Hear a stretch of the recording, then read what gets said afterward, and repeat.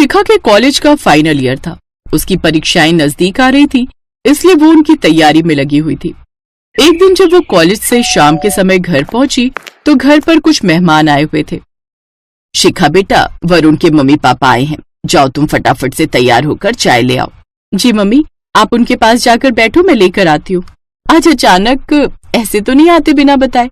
खैर, मैं चाय लेकर आती हूँ, तभी पता चलेगा कि क्या बात है।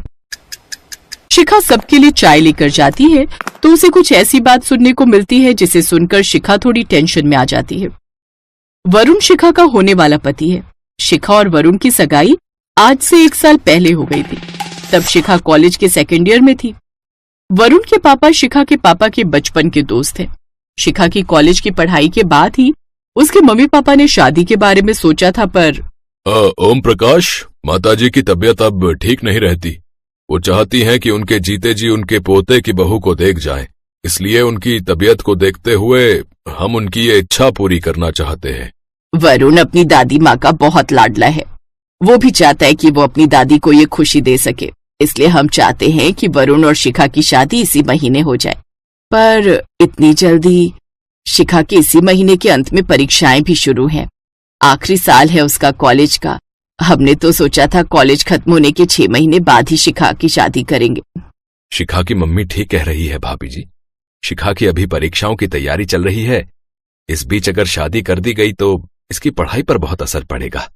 शिखा सब कुछ देख और समझ रही थी। एक बार शिखा से पूछ लीजिए, अगर वो शादी के लिए हाँ कह दे और आप पढ़ाई की चिंता मत करो, शादी के बाद हम इसकी पढ़ाई की पूरी जिम्मेदारी ले लेंगे। शिखा शादी के बाद परीक्षाएं दे सकती है। क्यों शिखा, तुम बताओ बेटा, तुम्हारी क्या राय है? हाँ, कोई जोर जबरदस्ती नहीं है। अगर तुम मना कर दोगी तो हम वरुण की दादी को समझा देंगे। शिखा दोनों तरफ से सोच रही थी। उसे अपनी तो चिंता थी, पर साथ ही वो वरुण की दादी की भी इच्छा का सम्मान रखना चाहती थी। इसलिए उसने शादी के लिए हाँ कह दी। ये सुनकर वरुण के मम्मी पापा बहुत खुश होते हैं। आंटी जी, मैं इसी महीने शादी करने के लिए तैयार हूँ। मैं दादी माँ की इच्छा जरूर पूरी करूंगी। जीती रहो बेटी, सचमुच हमें बहुत गर्व है कि तुम हमारे घर की बहू बनने वाली हो। सदा खुश रहो। शिखा की शादी की तैयारी शुरू हो जाती है। कॉलेज में जब सबको पता चलता है कि शिखा इसी महीने शादी कर रही है और उसके बाद वो तुरंत एग्जाम देगी, तो उसकी सहेली सोनम हंसने लगती है। उसकी बातों को सुनकर शिखा भी थोड़ा घबरा जाती है। शादी के 2 दिन बाद तेरा एग्जाम है, सोच रही है तू एग्जाम की तैयारी कर लेगी? कभी भी नहीं। नई शादी के दूसरे ही दिन तेरी सुहाग रात है। उस रात तो तू पढ़ने से गई और फिर अगला दिन भी मेहमानों के आने जाने, मुंह दिखाई वगैरह में तेरा बीत जाएगा। पढ़ाई के बारे में तो तू सोचना भी मत। और इन सब के बाद तू समय पर कॉलेज पहुंच जाए, ऐसा कभी हो ही नहीं सकता। हाँ, कोई नहीं, मैं देखती हूँ, जो होगा देखा जाएगा। और फिर कुछ दिनों बाद शिखा की शादी हो जाती है। शादी के बाद शिखा अपने ससुराल पहुंचती है। जीती रहो बहू, मुझे सुमित्रा ने बताया कि तुम्हारी परीक्षाएं हैं, फिर भी तुमने मेरी खातिर इस शादी के लिए हाँ की।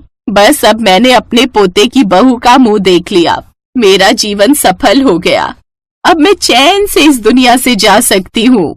ऐसा क्यों कहते हो दादी माँ? आपको कुछ नहीं होगा और इस तरह की बातें मत करना। अभी आपको मेरे साथ रहना है, मेरे साथ ढेरों बातें करनी है। यही तो मैं दादी माँ को समझाता हूँ। जब देखो दादी माँ उल्टी सुल्टी बातें करती रहती हैं। भाभी, आपका कमरा तैयार हो गया है। मम्मी ने कहा है आप थक गए होगे, कमरे में चलकर थोड़ा आराम कर लो, फिर आपको एग्जाम की तैयारी भी करनी है। हाँ, मैं चलती हूँ। हाँ बहू, तुम्हें जाना चाहिए। थोड़ी देर आराम करके फिर पढ़ाई कर लेना। रात हो चुकी थी। शिखा कमरे में गई तो कमरा फूलों से सजा हुआ था। शिखा के मन में बहुत घबराहट थी, पर उसे साथ ही अपनी परीक्षा की भी बहुत टेंशन थी। शिखा ने फटाफट से अपनी बुक्स खोली और पढ़ने बैठ गई। कुछ देर बाद वरुण भी कमरे में आता है। शिखा अपनी बुक्स बंद करने ही लगती है कि तभी वरुण उसे रोक देता है। अरे नहीं, बुक्स बंद क्यों कर रही हो? आराम से पढ़ लो। सॉरी, मुझे माफ करना, मेरे लिए आज पढ़ाई करना बहुत जरूरी है। शायद मैं आज आपको समय नहीं दे पाऊंगी। आप इस बात के लिए मुझसे नाराज तो नहीं होंगे कि मैं सुहागरात पर पढ़ाई कर रही हूँ, आपको समय नहीं दे रही? शिखा, कैसी बातें कर रही हो? पति पत्नी का साथ एक दिन का नहीं बल्कि उम्र भर का होता है, और हम तो एक दूसरे के लिए समय आगे भी निकाल लेंगे। पर आज तुमने पढ़ाई नहीं की तो ये समय दोबारा नहीं लौटेगा। तुम आराम से पढ़ाई करो, मैं तुम्हें डिस्टर्ब नहीं करूंगा। हाँ, तुम्हें पढ़ाई में मेरी कोई हेल्प चाहिए हो तो मैं वो जरूर करूंगा। Thank you so much Varun ji. मैं बहुत खुशकिस्मत हूँ जो मुझे आप पति के रूप में मिले। मैं पति होने के साथ साथ तुम्हारा दोस्त भी हूँ। मैं हमेशा तुम्हारे साथ हूँ। शिखा की सारी टेंशन दूर हो गई। वरुण एक बहुत ही समझदार लड़का था। वरुण सोफे पर लेट जाता है। सॉरी वरुण जी, मुझे बहुत अजीब लग रहा है। आपको मेरी वजह से परेशानी हो रही है। शिखा, तुमने भी तो हमारे परिवार के बारे में सोचा, दादी माँ के बारे में सोचा। हर कोई ऐसा नहीं करता शिखा, जैसे तुमने साथ निभाया है। शिखा को ऐसा महसूस हुआ जैसे उसकी सारी चिंताएं हवा में उड़ गई। उसने सोचा था कि शायद शादी के बाद उसके सपनों को समझने वाला कोई नहीं होगा, लेकिन वरुण ने उसकी हर उम्मीद पर खरा उतरते हुए उसका साथ दिया। आखिरकार शिखा ने शादी के बाद अपने सारे एग्जाम्स दिए और बहुत अच्छे नंबरों से पास हुई। उसका सपना अधूरा नहीं रहा और साथ ही वरुण और उसके परिवार ने भी उसका पूरा साथ निभाया। कहते हैं कभी कभी बड़े बुजुर्ग हमसे कोई इच्छा जाहिर करते हैं तो हमें उनकी इच्छाओं का मान रखकर उन्हें पूरा करने की कोशिश करनी चाहिए। शिखा ने वरुण की दादी माँ की इच्छा का मान और सम्मान रखा, तभी उनका आशीर्वाद कहीं न कहीं आज उसके साथ है। मम्मी जी, गुड़िया को देखकर ऐसा लगता है मानो दादी माँ का आशीर्वाद हमारे साथ है। वो कहीं न कहीं हमें देख रही हैं और अपना आशीर्वाद दे रही हैं। ये तुम बिल्कुल ठीक कह रही हो बहू। जब वरुण की दादी माँ का देहांत हुआ तब तुम्हारा 7वां महीना था। मुझे तो ऐसा लगता है वरुण की दादी माँ कहीं गई ही नहीं, वो फिर से लौट आई है तुम्हारी गोद में, हमारी प्यारी सी गुड़िया के रूप में। और फिर वरुण और उसके पापा भी बच्ची को अपनी गोद में उठाते हैं। उस समय सबकी आंखों में खुशी के आंसू थे।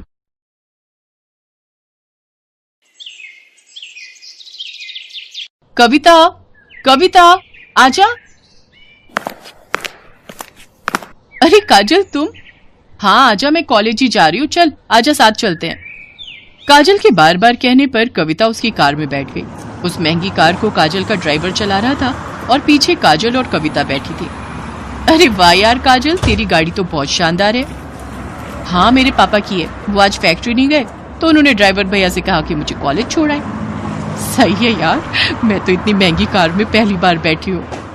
अरे अब तो बैठते ही रहेंगे, अब तुम मेरी दोस्त बनोगी।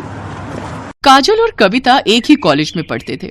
अभी 4-5 दिन पहले ही उन्होंने एडमिशन लिया था। धीरे धीरे काजल और कविता बहुत अच्छी सहेलियां बन गईं। वैसे काजल बहुत ही अमीर घर से थी।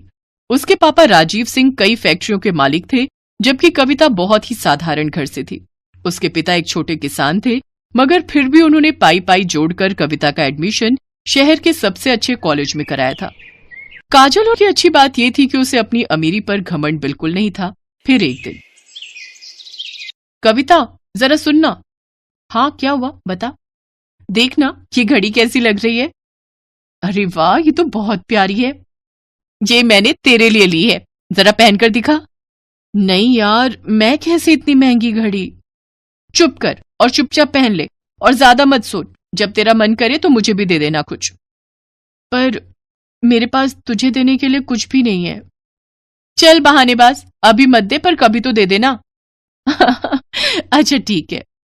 गुजरते वक्त के साथ दोनों की दोस्ती और गहरी होती गई। दोनों का ज्यादातर वक्त एक दूसरे के साथ ही बीतता था। और फिर एक दिन, कविता ये लड़का कौन है यार? इससे पहले तो कभी नहीं देखा इसे। कौन? वो हैंडसम? सच में बड़ा कूल दिखता है यार।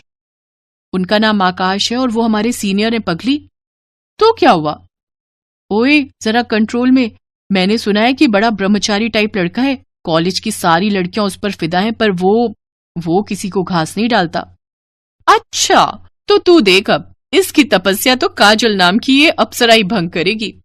हट बेशर्म कहीं की। आकाश पर काजल का दिल आ गया था।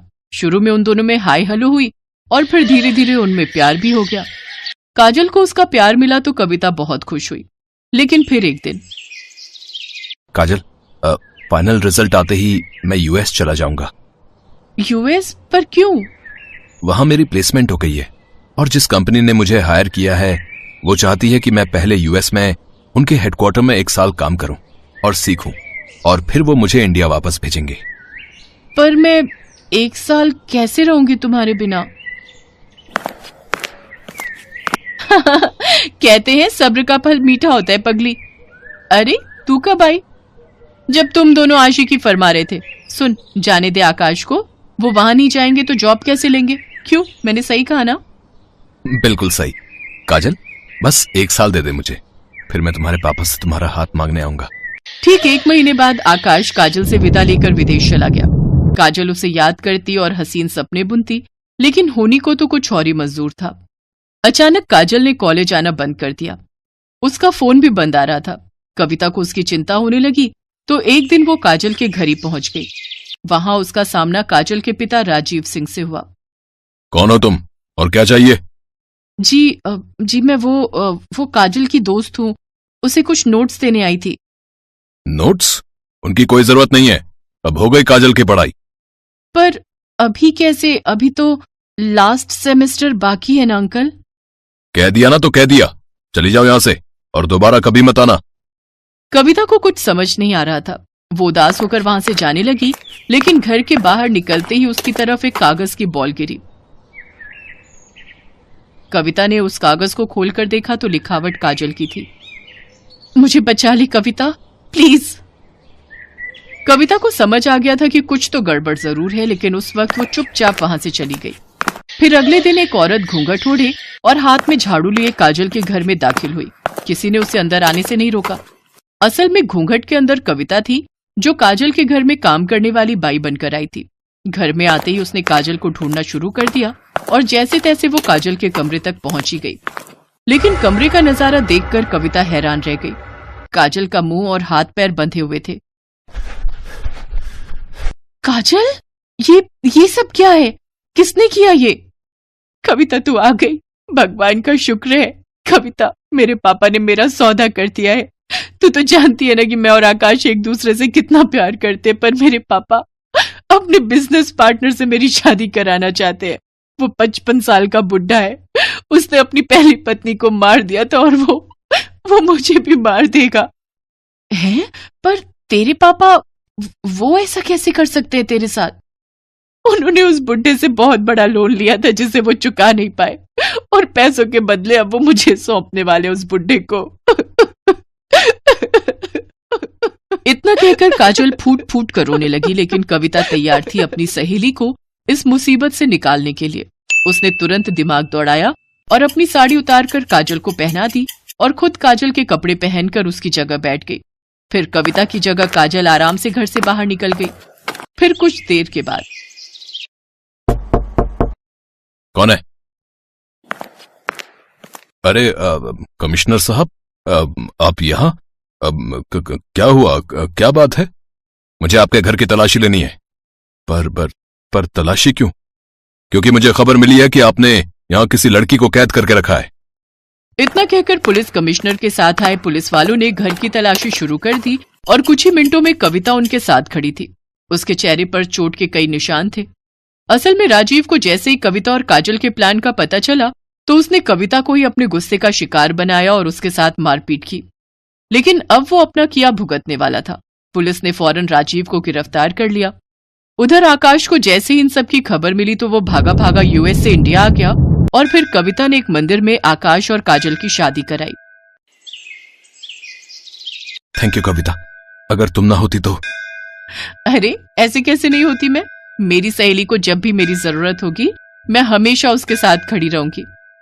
इतना कहकर कविता ने काजल को गले से लगा लिया और काजल बस यही सोच रही थी कि जो तोहफा कविता ने उसे दिया है, क्या वो कभी उसकी बराबरी कर पाएगी।